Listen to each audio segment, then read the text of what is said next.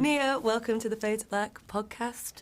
Yeah, it feels good to chat to you. I feel like this is it now. Like every few weeks we do it. Yeah. We've spoken so much about it now, but I kind of want to ask, like, how are you feeling right now? A week or so to go. Yeah, a week and a half or something. Yeah, I feel good. I'm really ready for the movie to come out. I'm excited for people to see it, and yeah, it's time. Yeah, you're like, and I can move on with my life. Yeah, exactly. You know, it's really like after I make a movie, I'm like, all of this stuff is like extra and it's fun. It's nice to kind of have like a sort of ritual and ceremony around like letting it go, release.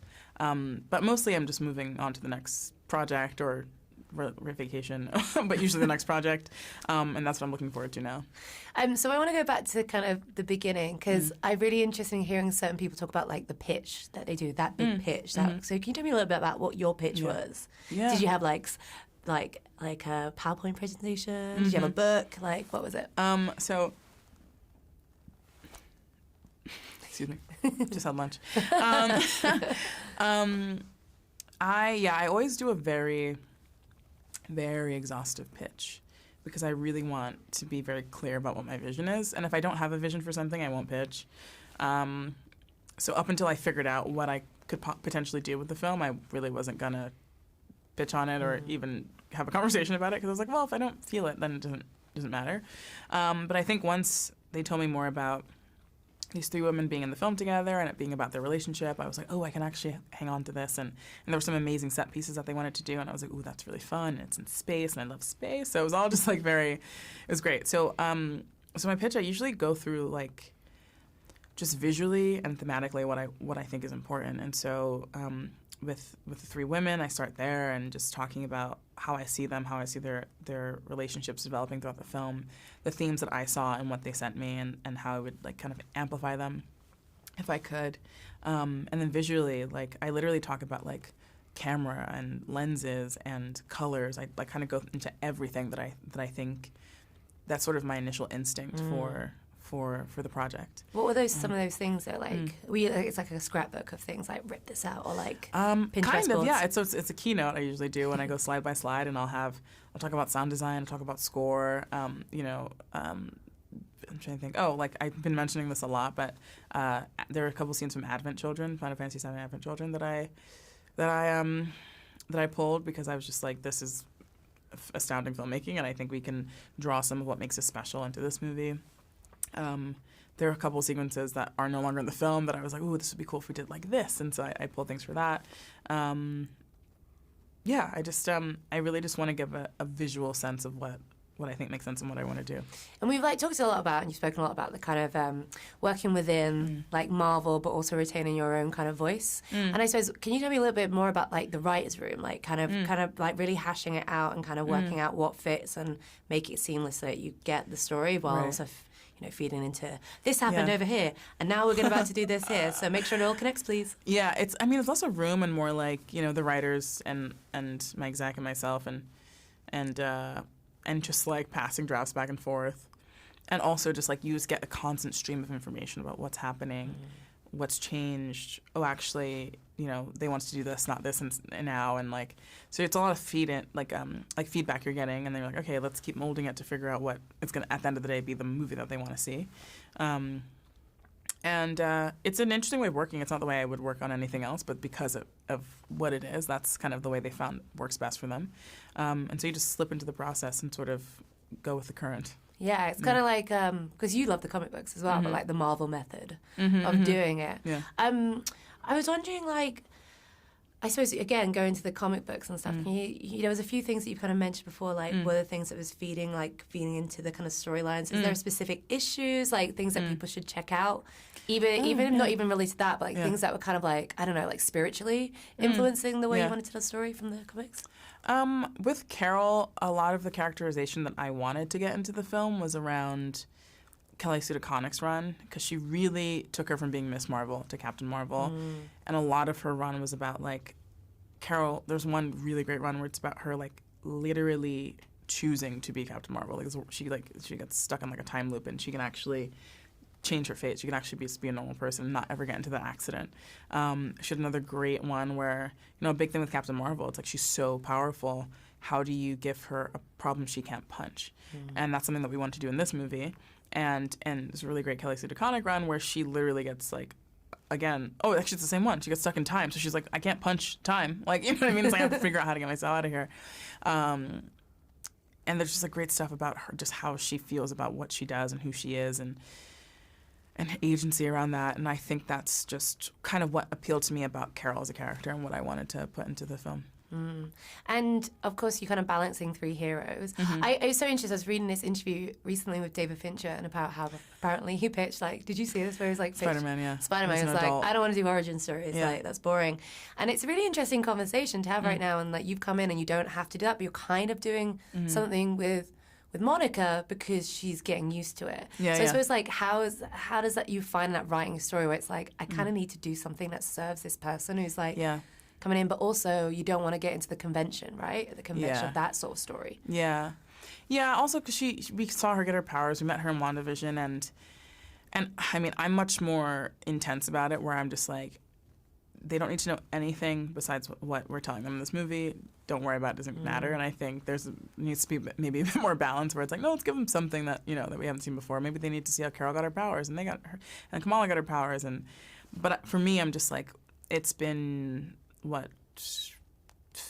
18 years of Marvel or 15 years of Marvel, like the MCU specifically, decades upon decades of origin stories and this world getting more and more complicated of just like superheroes in general. I don't think people are confused about when people have powers in movies anymore. You know what I mean? It's just like, oh yeah, they have powers, cool. And that's sort of the energy I wanted to come into this one, where you're just like, this is the world we live in. And in that respect, it's kind of, for me at least, it's kind of easier. But at the same time, you want to also make sure that they each have development throughout the film, and they each have a specific sort of drive that's being answered, a question that's being answered. And a change that's happening for all of them. So it is a balance, and it's a lot of trial and error. And there's also, it's an interesting conversation about, like, again, there's so many films. And imagine if you're like coming to this as like, I have never watched anything. I don't know who these people are, but like there are people who've never seen it. So is it something about when you're writing it, okay, how do I also write this so that you could have never watched any Marvel movie before, but I can still... Because I think sometimes when it's like the Star Wars stuff, it's quite different. Like Ahsoka, it's quite difficult to kind of, if you came in, people might not understand, like, who's Thrawn? Like, all these things. Was that kind of another thing that you had to kind of think about? Yeah, for sure. You really... I mean, but it's funny because you just... Because it's really... The point is to please as many people as possible, frankly, and... You have to balance your own sensibilities. Like each of us, like myself, Mary, Kevin, like the actors, we all have very different sensibilities about what we would want to see and how much information we need. I lean towards more of the like, it's as obvious. You know, it's fine. We don't have to go too much explanation. And sometimes we do that and people are like, what? And then we put more information in. Everyone was like, oh, it was so boring hearing all this stuff. So it's like, you know, you have this like feedback and this, again, trial and error of it all. But it's just the way it is when you build out a literal cinematic universe. It's like, you know, pre-Endgame, you have very simple structure. You have 5 characters, they each get movies, and then they get together, and it's the Avengers. That makes sense. It's very simple. It's not that much to watch. And then you start doing more movies every year, and you start doing TV shows, and then you get to a point where you're doing this team up, which is so exciting. And also there's 15 years of history that you have to answer to, not just for these 3, but for Sam Jackson's Nick Fury as well. So, and for Goose, the cat. So, I'm sorry, Flurkin. So it's really get just, that right, or I know. I also corrected someone earlier today, so I'm just all over the place. But yeah, it's a very unique way of making a film, but it's just about like figuring out this like very specific and new way of telling a story. You mentioned Samuel L. Jackson. It's like I feel like he's like every director's dream person to like have to work with. Yeah. How was it kind of, you know, iconic dude? Like it was amazing. I love him. He was so wonderful. He's so generous, so kind, like such a team player, like really was like really there for the cast as well, like, and I think he understands who he is and like how he, he's an icon, like, and you hear him talk, he understands that, but he was great. I had the best. I'd do it again in a heartbeat. Work with him. I think as well because like Nick Fury is this iteration is so much influenced by Samuel, like even in the comic books, like when Mark Miller did like literally was him. He is him. So it's kind of like when you were doing things, is there definitely a sense of his ownership of that character and say this is how we're doing it? Yeah, 100%. I mean.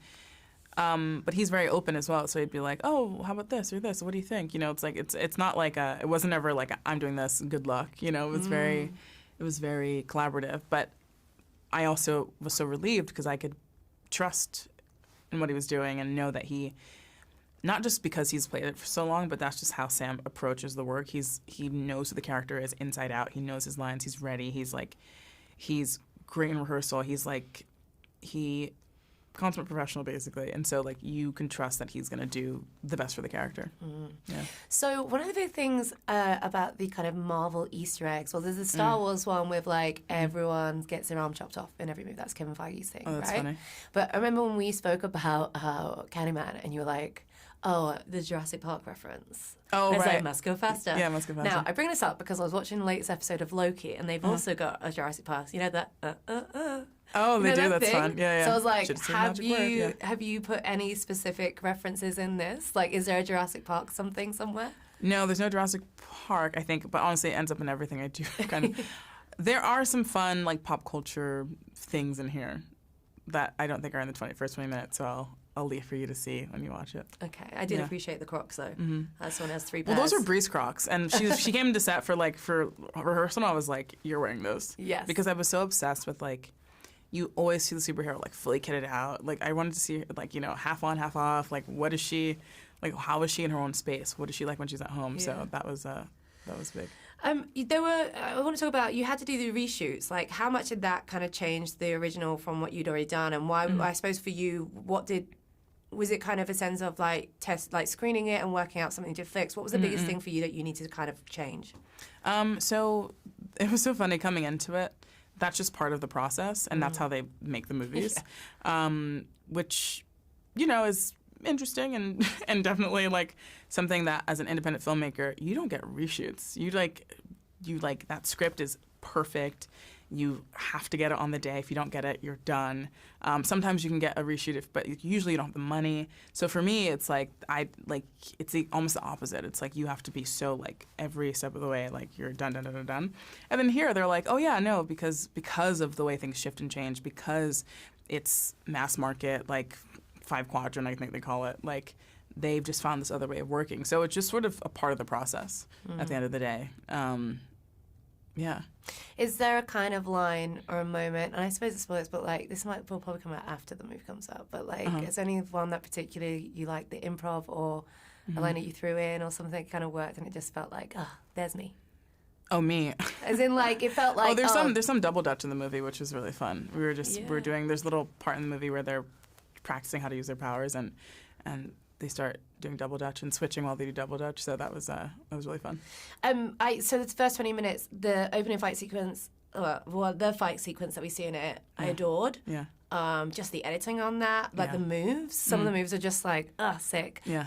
We spoke a little bit about how James Bond was an influence on kind of the different fighting styles. Yeah. So could you talk a little bit about putting that scene, like that sequence together and like, again, that kind of influence working with your fight choreographer? For sure, yeah. So James Bond was something I actually mentioned in my pitch because I was like, well, I think Carol in this movie is sort of like James Bond in Casino Royale. He was literally a different person in the last film that we saw him in because it was Pierce Brosnan. But like stylistically and where he is as a character is completely different. And because we haven't seen Carol really, except for Avengers, for 30 years since the first film, we get a chance to really like build her out as a person. And so that was one thing. And then also at the beginning of Casino Royale, there's a great scene where you see how sloppy James Bond is compared to this like kind of parkour genius that he's chasing after. And I was like, oh, that's funny because I think Bree or Carol is sort of that sloppy, like, because she's physically stronger than anyone, so she's not going to be very precise, but she's very like, brute force. And then you have Miss Marvel, who's like, with her light platforms is kind of like parkour genius. So I was like, oh, that's kind of a fun it's fun to be able to show the difference in the fight style. So in that fight scene that you're talking about, that also includes switching and everything, you really get to see them, not just them, their individual styles of fighting. In particular for Monica, she's learning how to fight with powers. You also see them falter because of the switching. So it just really sets the stage for how they're going to grow throughout the film. Yeah, and I have to say, Kamala's mom protecting that moment, I was like, this is my movie. Yeah. It was the opposite. It was so funny. Zenobia, who plays Muniba, was like, we were like, okay, and then Mohan will come and protect you, or Yusuf in the show. And she was like, that's not how it would be the opposite. Yes. And we were like, okay, girl. And so that's how that happened. Oh, I loved it. It was like so perfect for the film. Yeah. Well, I'm so excited to see the full one. So thank you. Good luck. And can't wait for Hedda. Oh, yeah, me too. I'm like, hello. Please. Let's get this done with, guys.